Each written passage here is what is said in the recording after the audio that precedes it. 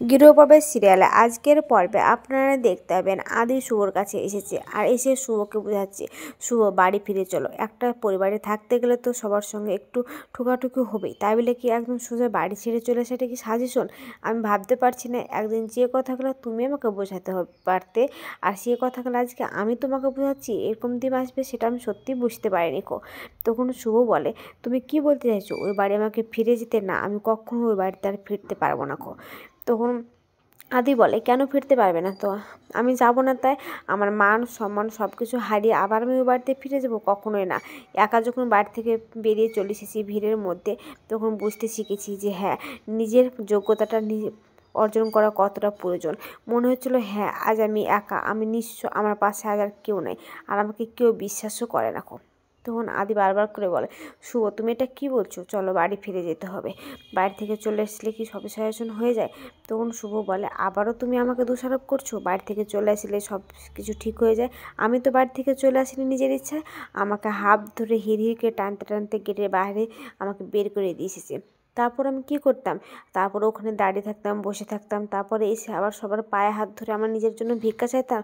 না গো, আমি এটা করতে পারিনি আর হ্যাঁ, আমি এটা করতে পারবো না, তাই যেতে পারবো না। তখন শুভ ভাবে ও ছোটো কাম্মা বলছিল বারবার করে যে তুই যতদিন রায়বাড়িকে ধ্বংস না করবি ততদিন কি বাড়িতে ফিরে যাবি না, এসব বলে। এদিকে শুভ বারবার আদিকে বোঝাচ্ছে আচ্ছা একটা কথা বলো তো, তুমি কি চাও? তুমি কি বলতে চাইছো? তখন বলে যে কি যে আমি একটা কথা বলতে চাই, তুমি এই সদ্যজাত শিশু আর কেশবকে নিয়ে একাই তুমি নিজের যোগ্যতাটা তুমি তৈরি করতে পারবে? তুমি এত সোজা ভাবছো জিনিসটাকে? তখন শুভ বলে একটা কথা বলি আদি, হ্যাঁ, মায়ের যোগ্যতাটাকে নিয়ে তো বিচার করো না। একটা মা সব কিছু করতে পারে তার সন্তানের জন্য। সব থেকে পৃথিবীতে তো বড় যোদ্ধার নাম কি জানো? মা। তাই মাকে নিয়ে এতটা তুচ্ছ ভেবো না, সব কিছু করতে পারবে। তখন আদি বলে তাই যদি হয় তাহলে একটা কথা বলো, শুধু কি কেশব আর ওই মেয়েটা কি শুধু তোমার একার সন্তান? ওরা কি আমার সন্তান না? তুমি যদি ওই সন্তান থেকে নিয়ে চলে যেতে পারো তাহলে কিন্তু আমিও ওই সন্তানের দাবি করতে পারি। দেখি মা বা বাবা কে জিতে এই যোগ্যতাতে। তখন আবারও বারবার আদি বলে শুভ প্লিজ তুমি রাগ করে বাড়ি থেকে বেরিয়ে চলে যাও না, তুমি আমার সঙ্গে বাড়িতে চলো। তখন শুভ জিজ্ঞাসা করে আচ্ছা আদি তুমি কি বলতে চাইছো একটু বলো তো। তখন আদি বলে আমি চাই যে তুমি আমাকে আমার সঙ্গে বাড়ি ফিরে চলো। তখন শুভ বলে তুমি চাও যে আমার মান সম্মান লজ্জা সব কিছু বিসর্জন দিয়ে আমি ওই বাড়িতে ফিরে যাই? না না গো, আমি সত্যিকারই ওই বাড়িতে ফিরে যেতে চাই না।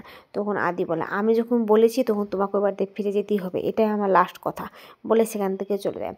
অন্যদিকে দেখা যায় যে বাড়িতে সবাই আনন্দে আত্মহরা, সব কিছু সাজাচ্ছে, বেলুন দিয়ে ঘর সাজাচ্ছে বাচ্চা আসবে বলে। আর তখন রূপ নিচে আসে আর বলে কমলি কুজে কোথায় গেল? বল, বাড়িতে একটা আয়োজন হলে সবার আগে কী প্রয়োজন হয় আমাদের? কবিজি ডুবে খাওয়ার জন্য, কিন্তু রান্নাটা কে করবে? রান্না তো কেউ করছে না। আর এই যে মহারানী এখানে বসে আছে, আচ্ছা বলতে পারবে কমলিটা কোথায়? তখন প্রভি বলে আমারও সব জানার প্রয়োজন নেই গো, আর আমি জানতেও চাইনি গো।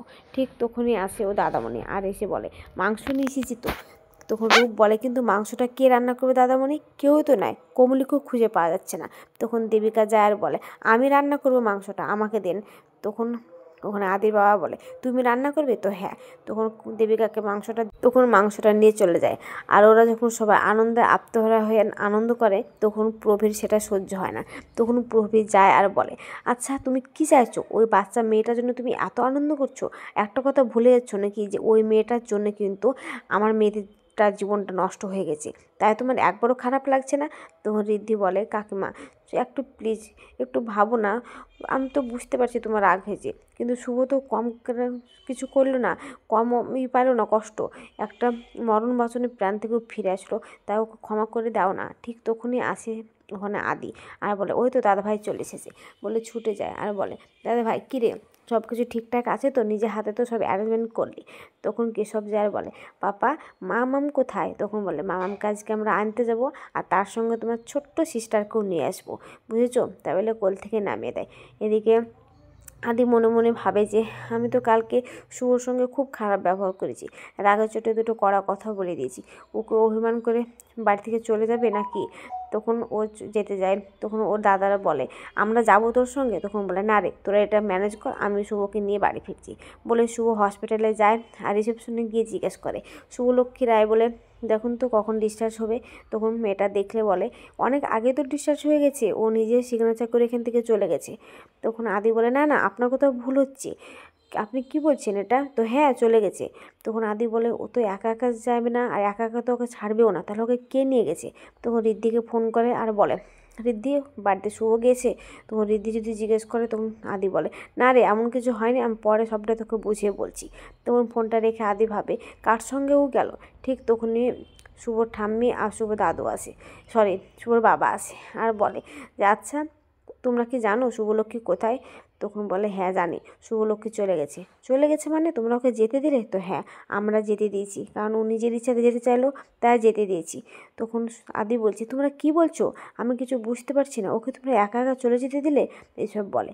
তখন শুভলক্ষ্মীর বাবা ভাবতে থাকে যে শুভর ঘরে যখন আমি যাই তখন শুভ আমাকে বলছে যে বাবা তুমিও কি চাও যে আমি সব কিছু মান সম্মান হারিয়ে আমার বাচ্চা দুটোর মুখের দিকে তাকিয়ে আমি আবার ওই বাড়িতে ফিরে যাই?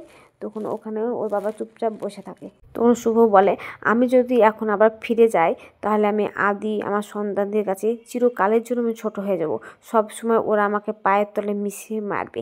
আমি কেন আমি যেতে যাব তুমি বলো? আর আমাকে বলে ওরা ক্ষমা করে দিচ্ছি, ক্ষমা করবে বা কেন? আমি তো কোনো অপরাধই করিনি, মানুষ তো তাকে ক্ষমা করে যে অপরাধ করে, আমি তো কোনো অপরাধ করি নাই বলে কান্না করে। ঠিক তখনই ওর ঠাম্মি আসলে বলে শুভ তুই এখন কান্না করছিস কেন? তোর না জানিস না যে তোর শরীর খারাপ করবে, আর তোর শরীর খারাপ করলে আমাদের বাচ্চাটারও শরীর খারাপ করবে।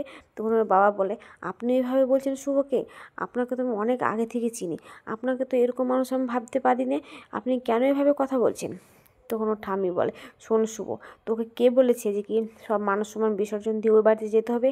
আমি ওই রায় বাড়ির মানুষদেরকে আমি কখনো আমি ক্ষমা করব না, যতদিন তোর কাছে হাত জোর করে এসে অনুরোধ করে বলবে যে কি আমরা ভুল করেছি, ততদিন আমি ওদেরকে ক্ষমা করব না।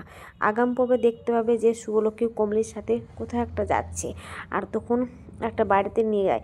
আর তখন কমলি বলে শুভদি এই বাড়িতে থাকবে? কী করে থাকবে একটা সদ্যজাত শিশুকে নিয়ে?